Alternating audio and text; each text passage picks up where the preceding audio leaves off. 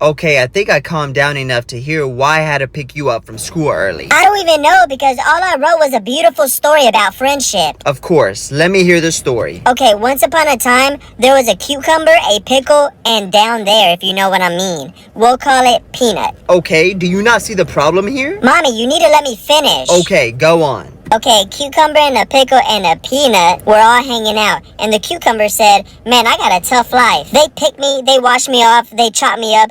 Then they throw me in a bowl with some lettuce. And then they eat me. Okay. And the pickle said, you think that's tough? They pick me, they wash me off. Then they stick me in a jar with some sour tasting sauce. And then they eat me. Okay. And then the peanut said, y'all are dumb. I have it the worstest. They wake me up in the middle of the night, every night. They make me stand at attention. They throw me in a plastic bag over my head. Then throw me in the dark cave and make me do push-ups until I puke. Oh, great heavens!